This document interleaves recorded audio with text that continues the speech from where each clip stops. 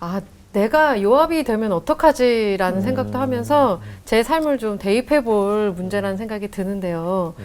그 우리 안에 요압 신드롬이 어떤 요압 신드롬이 발견되는지 좀 궁금하고요.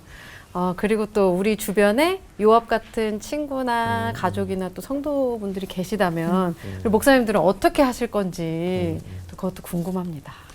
저도 그런 모습이 있더라고요, 보니까. 그 경상도 사람이 다 그런 건 아니에요. 근데 제가 유독 그런 것 같은데요. 설명하는 걸 되게 불편하게 생각하고 피곤하게 생각해요. 그러다 보니까 내 마음을 알아주는 사람한테 빨리 마음이 가요. 이렇게 말 길게, 그거 무슨 말씀이죠? 왜요? 제일 싫어요. 그러니까 알아서, 야, 좀 그거, 예, 알겠습니다. 이런 사람이 너무 편한 거예요. 제 안에 요 모습이 있더라고요, 보니까. 제가 요즘 굉장히 많이 그 선지자를 하나님 보내주셨어요. 그 아내라고, 되게 기분 나쁘게 이렇게 얘기를 하는데 거의 진리에 가깝거든요. 아내가 조심스럽게 얘기해 주더라고요. 여보, 당신이 그런 모습이 있으면 나중에 편애라고 하는 게 생긴다. 설명하는 법을 배우고, 요즘 제가 제일 기도하는 게 하나님 새로운 언어를 좀 가르쳐 달라고. 그래서 마지막에 저 때문에 공동체가 무너지고 어려움을 생기지 않도록 이라고 하는 게 이 자리를 빌어서 아내에게 감사한 말씀 드렸습니다. 이런 기회를 사용해서 그 정도의 테크닉을 구사할 수 있는 게 굉장히 고도의 테크닉인데 혹시 목사님이 일찍부터 그런 테크닉? 생존 방법이죠. 네. 저는 이제 말씀해 주신 것처럼 요압 신드롬. 근데 이제 저는 아까 메시지 전하고 또 잠깐 중간에 얘기했던 거 그런 거하고 한번 연속성을 가지고 본다면 요압의 잘못은 그러니까 최종적으로 결산해 볼 때 요압이 실수했던 거는 하나님의 큰 역사를 섭리하시는 그 흐름 그거를 깨닫지 못한 데 있었다. 요압은 우리 오늘 하 목사님이 줄기차게 변호하시는 것처럼 저도 하 목사님 의견에 거의 전적으로 공감합니다. 그러니까 그 인간관계 그거로만 본다면 우리아 사건은 그건 다윗이 교살한 거죠. 교살한 거고 그리고 뭐 장군이니까 그거야 뭐 충성하는 거고 우리는 성경에 나오는 인물들을 너무나 우리가 좁은 의미의 신앙적인 그 틀로 하는데 그렇게 하면 성경의 역사적인 맥락을 놓칩니다. 그러니까 그 당시에 다윗 또 뭐 솔로몬이 왕이 되는 과정은 그냥 통상적으로 뭐 조선시대 조선을 창업한 이성계 뒤로 아들들이 뭐 권력 암투를 뭐 일으키고 그냥 그렇게 똑같이 보면 돼요. 그런데 요압이 그러면 잘못한 건 뭐냐? 요압은 충신이고 그야말로 그리고 대단한 장군이죠. 대단한 장군이고 역량이 있는 장군이고 아까 말씀하신 예루살렘 원래 여부스 거기를 점령한 것도 대단한 용장이죠. 그때부터 요압은 다윗 휘하에 말하자면 이 군사력을 장악하는 그런 위치에 올라서죠. 그런데 이제 요압은 하나님의 그 큰 뜻, 역사의 흐름을 읽지 못했다. 저는 그게 요압, 경계해야 될 요압 신드롬이라고 보고 근데 이런 거는 우리가 살아가는데 꽤 종종 볼 수 있는 것 같아요.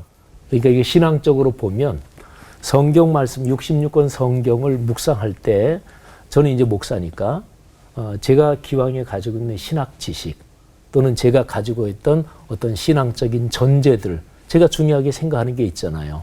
근데 말씀을 묵상할 때는 주님 그것도 비웁니다. 빈 마음으로 주님의 음성을 듣게 하옵소서. 그렇게 이제 비움 기도를 드리거든요. 그런데 말씀을 진지하게 그렇게 묵상해야 그러니까 밖에서 오는 낯선 소리 하나님의 은혜는 근본적으로 낯선 은혜입니다.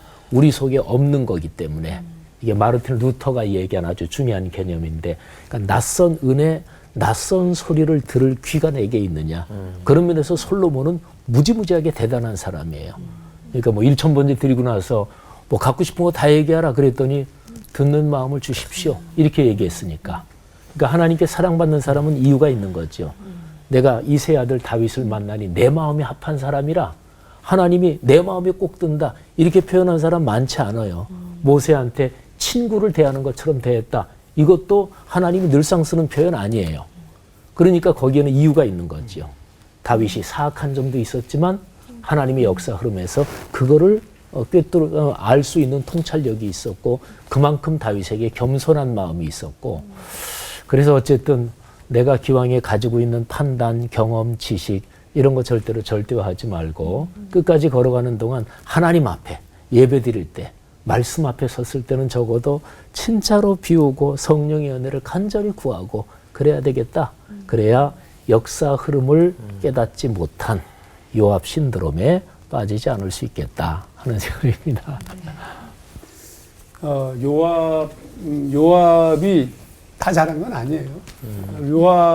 우리도 요압 같은 사람이 있기를 원해요. 내 옆에. 아까 강 목사님이 얘기한 것처럼 요압 얼마나 좋겠어. 요압은 처음부터 마지막까지 다윗을 배신한 적이 없습니다. 마지막까지 충성됐고 다윗만 혼자서 죽였다 살렸다 한 거고 마지막에 죽여라로 끝나거든요. 그러니까 이게 요압의 실수예요. 요압의 치명적 실수가 거기에 있습니다. 저는 요압이 굉장히 불쌍해 보이는데 그의 운명이 다윗에 의해서 결정되었기 때문에 그러니까 우리의 운명이 하나님에 의해서가 아니라 사람에 의해서 결정되는 거예요. 그런데 이건 굉장히 잘못하는 거죠. 요압의 결정적 실수입니다. 요압의 문제는 일편단심, 다윗을 믿고 다윗의 마음을 흡족하게 행동하는 과정에서 앞서서 자기가 판단한 거. 그건 사실은 다윗이 원하는 거였어요. 사실은. 슬그머니. 압살롬 죽이라고 했을지도 몰라요. 다윗은. 저놈 살려봐야 뭐 계속 문제가 될 텐데. 말은 그렇게 하지만 실제적으로는 그래. 아브넬도 마찬가지고.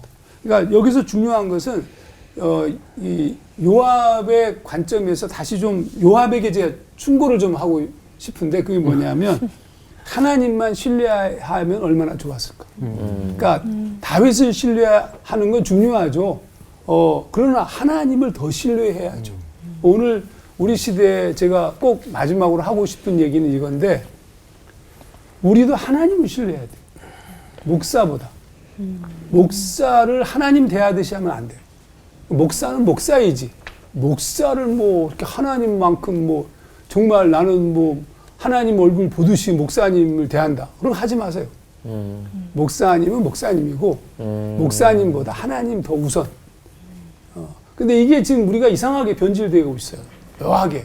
그러니까 이제 목사들이 지금 못된 짓 하고 잘못된 일들을 막 저지르잖아요. 그럼 어떡하겠다는 거야. 하나님도 그렇게 한다는 게 되잖아요. 목사보다 하나님을 더 사랑하시고 그렇게 살아가야 돼요. 우리 스스로 요압의 모습에 빠지지 않으려면 꼭 부탁하고 싶습니다. 네.